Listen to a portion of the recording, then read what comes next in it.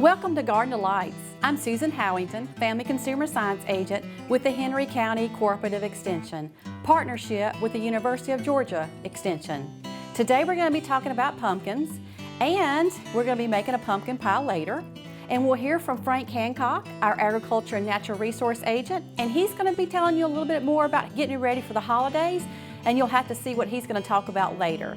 So we'll see you back in just a little bit on Garden Delights.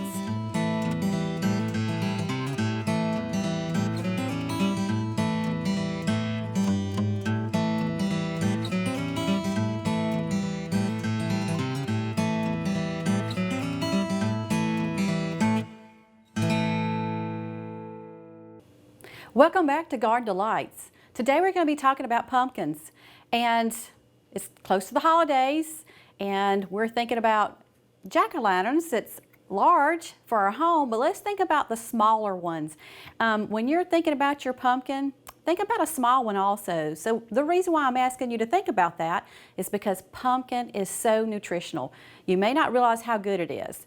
This is loaded with vitamin A, and we need a lot of vitamin A, but you can eat 1 cup of this pumpkin as far as it being cooked, and it is loaded with vitamin A. So we need to think about that. It also has a little bit of vitamin C, calcium, iron, and it's also a great source of fiber. But the good thing also about it is it's fat-free, saturated fat-free, and it's also cholesterol and sodium-free. So this is a great way to start your holidays, is to think about a pumpkin. Now, the why I say to pick a smaller one is because it is going to be sweeter, it is going to have a firmer flesh to it, and it's not going to be as stringy as a large one. And so when you're cooking your pumpkin, to make a pumpkin pie, for instance, it is just going to be better for you. So when I say selection, look for a pumpkin that's 10 pounds or less, because that's what's going to be your best. Now, jack-o'-lanterns are okay that you're going to be using for the holidays to cook a pumpkin pie, or just cook pumpkin to use for a soup or whatever, but you want to try to get the smaller ones because it is going to be sweeter, it's going to be tastier, and it's just going to suit you better for what your needs are when it comes to the cooking part of it. Now, when you're putting your pumpkin in your home, you want to put it in a cool, dry place, because you want to make sure it's not going to get a lot of heat to it, because you want to prolong it. And a pumpkin actually can stay around for about a month or longer, depending on if you don't have any bruises, any defects on the outer part of the skin, and that's what you're looking for if you're going to use it to cook with. And you want to wait till closer to December if you want to wait there.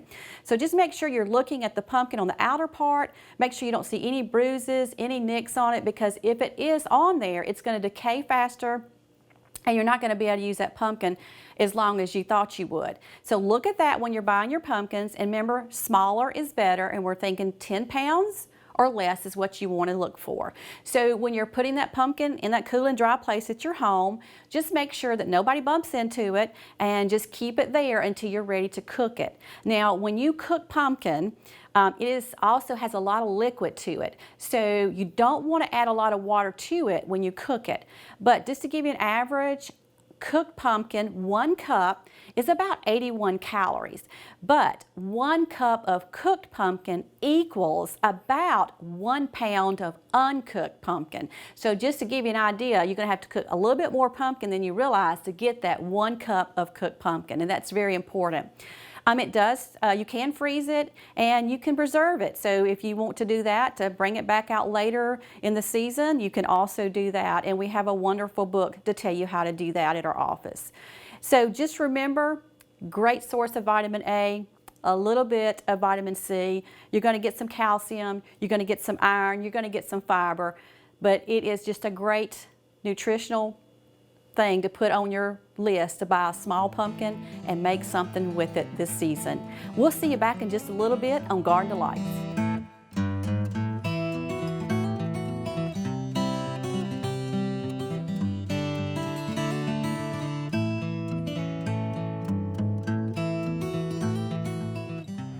Okay, today we're out here at Ewell Forest with Alan Grant, and we're going to talk a little bit about Christmas trees and pumpkins here. And Christmas trees, a lot of folks talk about growing Christmas trees. It's a little bit of work growing a Christmas tree. We've had a good season this year. They've grown really well, but now they got to be shaped up and turn them into Christmas trees so they look like Christmas trees. I'm going to turn it over to Alan here and let him tell you a little bit about his farm here and what they do. Welcome to Ewell Forest. We've started the farm here about 35 years ago. Planting the tree farm is one of the easiest things that we do. The seedlings that we plant look very similar to this. This is about the size that we plant, and we plant them in the wintertime. Of course, when spring and summer and we get a good growing season. Frank mentioned we had a good spring growing season this year, and it's been good in the summertime too. As the trees are growing, we have to prune them and shape them up so they look like a Christmas tree. When they're this size, we use hand clippers and we clip just the ends, just like that, and the tops a little bit and give them a little bit of shape. And that's pretty much all we do to the little trees. As the trees get bigger, we graduate to mechanical shearing. My father, 35 years ago, invented a machine that he patented, and we still use it today on the farm. And I will demonstrate that in just a minute. I'm going to show you how the historic way of shearing trees by hand with a big machete. I'll give you a short demonstration now about how that works. I won't do it much because it's pretty strenuous and we don't want to do that a whole lot.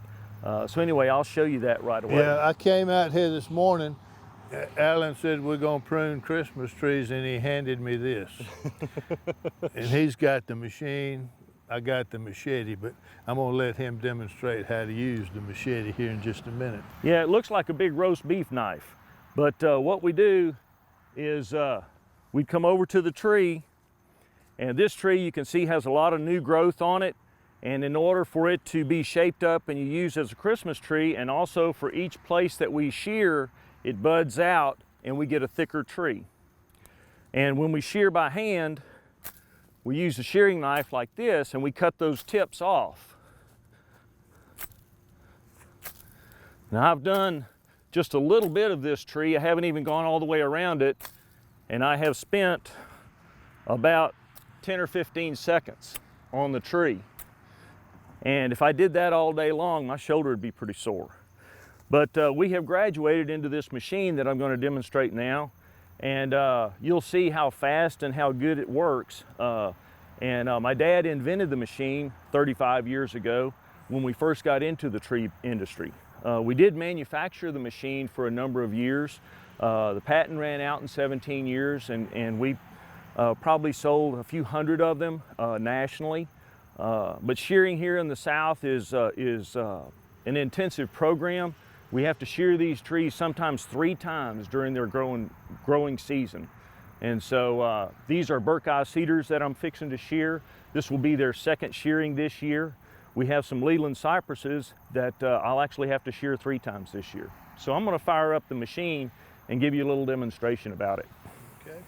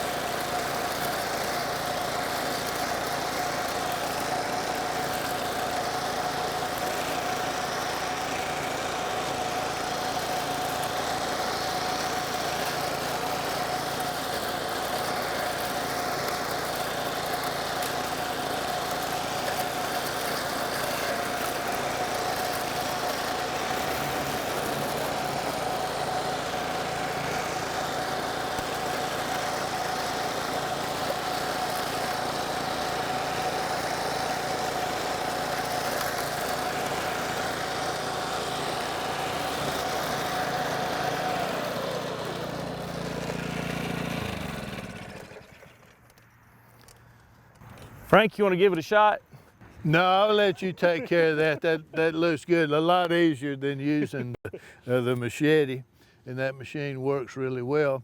And now you know why Christmas trees look like they do. So you probably thought they just grew that way, but they take a little bit of work to get them in shape for you to put them up for Christmas, and that's what they do out here with Christmas trees. I think now what we're going to do is move over to the pumpkin patch, and we're going to talk a little bit about pumpkins. Alan's got one of the nicest pumpkin patches around, and we're going to go over and take a look at that.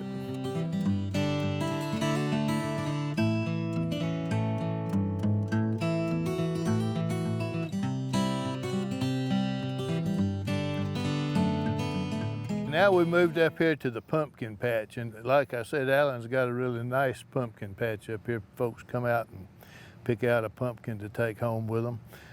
They're turning orange right now. There's a few of them that are still a little bit green, but all in all, the patch is looking really good. And I'm gonna let Alan tell you a little bit about what goes on out here at Ewell Forest in the fall. So I'll turn it over to Alan. Okay. Well, before we get to the Christmas tree season, we do our fall festival time where we have our pumpkin patch going, and we have a lot of activities going on here. We have hay rides going on, we have a reptile exhibit, we have a few concerts scheduled for the weekends. We also have a petting zoo and horseback riding, a puppet show. We have real nice exhibits. The STEM project is alive and well here. Some of the school kids here in Henry County have been involved in a life sciences project for the STEM program. We also have some educational activities included with the movie theater, where the kids learn about farming and about farming here in Georgia and growing pumpkins here in Georgia. There's just a lot of stuff for the kids. It's a daytime kind of thing. You can spend all day out here. Also, we give you a wheelbarrow and you can come out to the pumpkin patch. We're standing beside the pumpkin patch right now. You can take pictures while you're cutting your pumpkin right off the vine. There's a lot going on for us during the whole month of October before we even get to the Christmas tree season. All right, we're going to go out here in this pumpkin patch, and we're going to find us a pumpkin, and then we're going to go back and see what Susan's doing in the kitchen.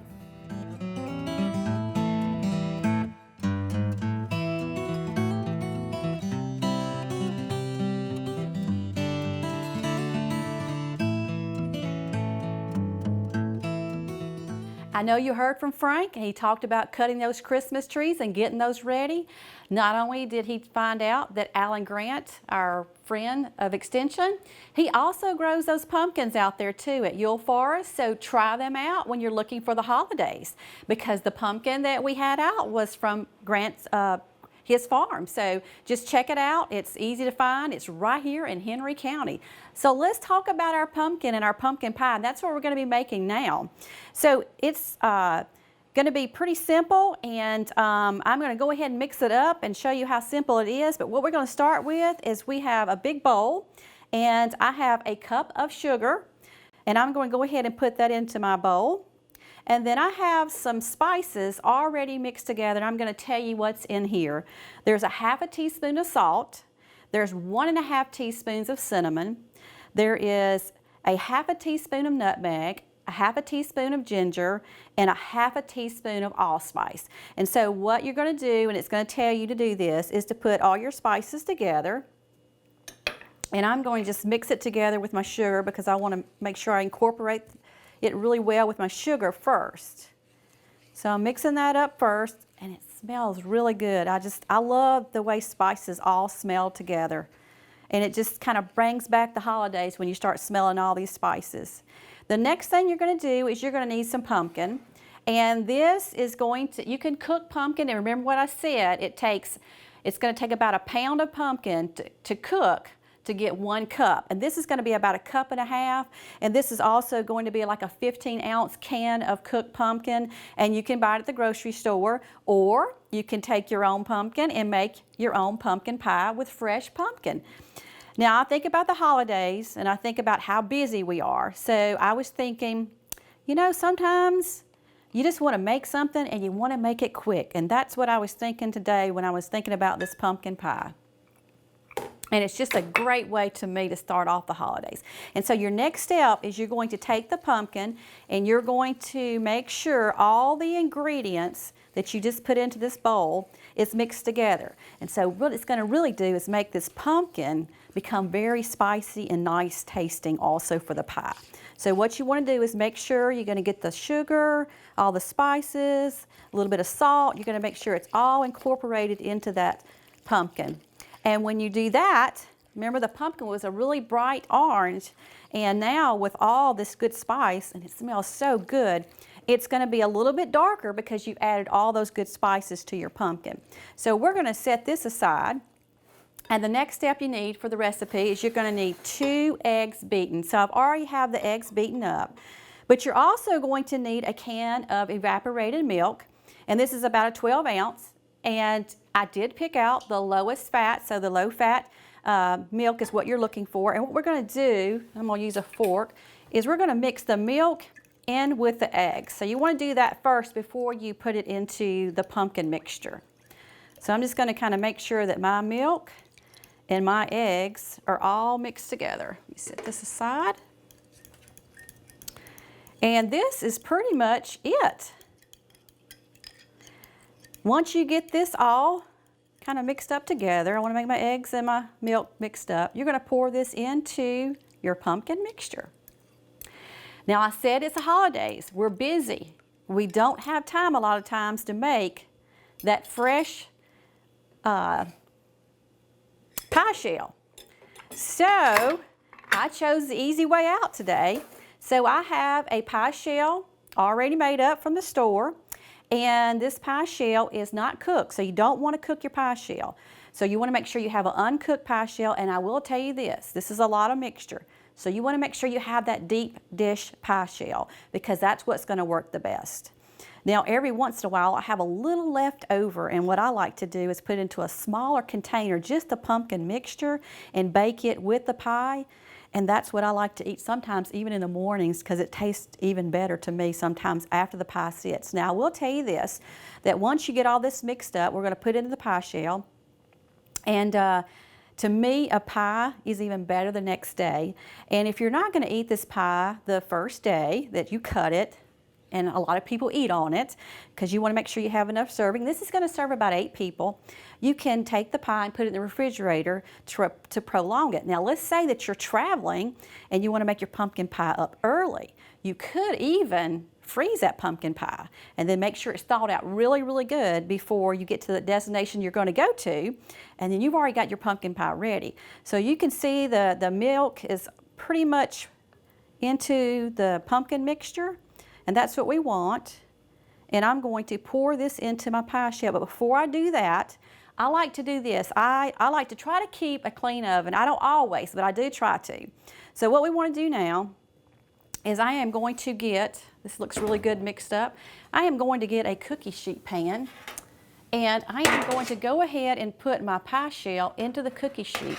And this is just going to keep it, also when you take it out of your oven, it just is so much easier to take it out, and you don't have to worry about your thumb accidentally hitting that pie. So this is just a great way to do that. So I am going to pour this into my pie shell, and you'll see that it will come all the way up to the top. And it will not cook out. It just cooks really good, and it becomes firm. And you're going to have to watch it. Every stove is different. So we're going to get all this mixture in. And you can see I have got it up to the top. But the good thing is, I like it up to the top because that means it's even more pumpkin pie to eat. So I'm going to set this aside, and I'm going to actually put all my dishes in one container right quick and move it to over here. So we have our pie, and this pie is going to cook for 15 minutes at 475. Now check your oven because every oven's different, but you're going to cook it for 15 minutes at 475, and then you're going to turn your oven down to 350, and you're going to cook it for 50 to 60 minutes, depending on your oven. And the goal is it's going to start cooking on the outer edge, and then it's going to get firmer toward the middle. And it takes it longer to get there. So what you want to make sure is, to make sure it's done, you're going to take a knife and insert it into the center, and to make sure it comes out clean. Then you know your pie is done. So what I'm going to go ahead and do is I'm going to go ahead and stick our pie into the oven, and we're going to go ahead and cook it.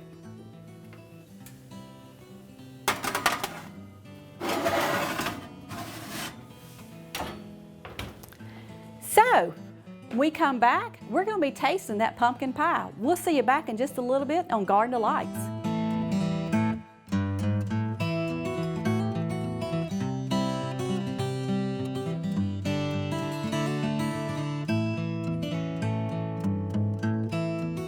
Welcome back to Garden Delights. Frank is here, and we're going to try that pumpkin pie. I like pumpkin pie. I know you do, Frank. Go ahead. And I am looking so forward to doing this, just so you have a piece.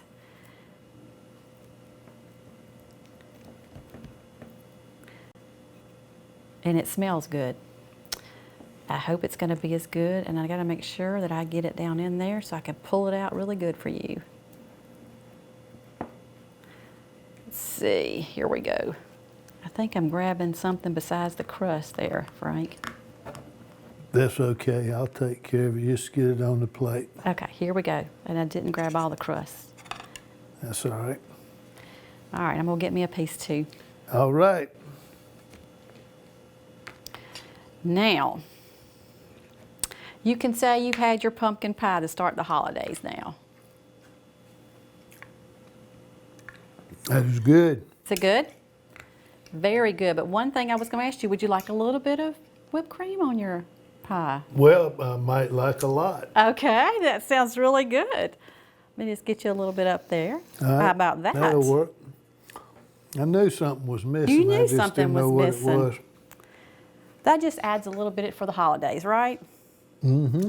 Now, I did try to keep it a little bit. I know we have a cup of sugar in this, but I did try to keep it a little bit on the low fat as far as adding the milk. It's on my So- diet. I can tell you right now. That's good.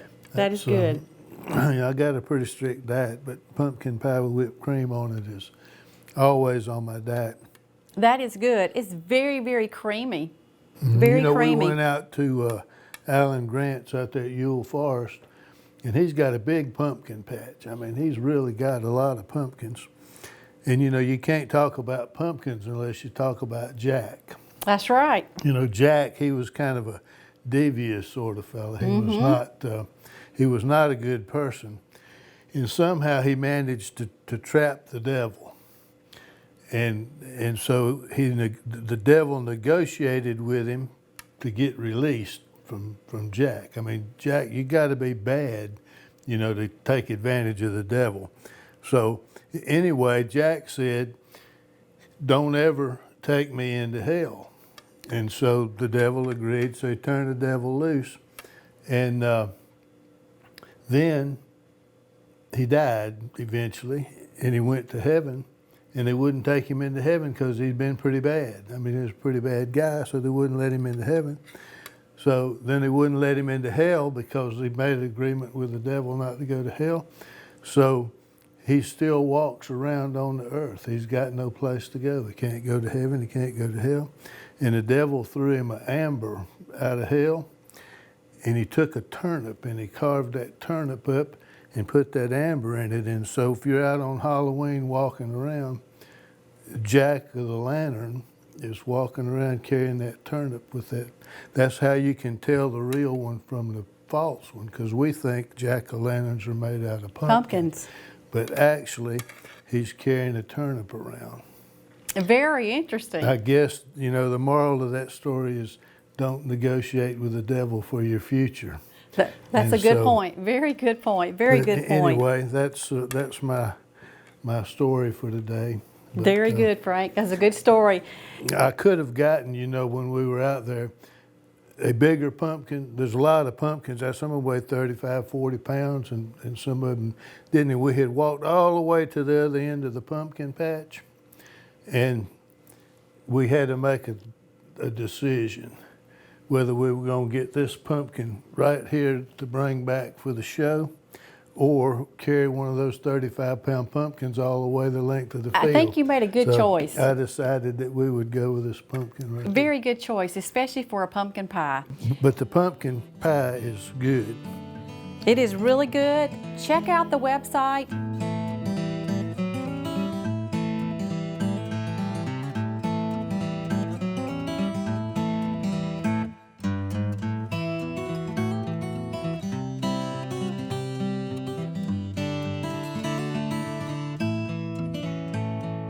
Get this recipe. It's going to be yummy for your family during the holidays.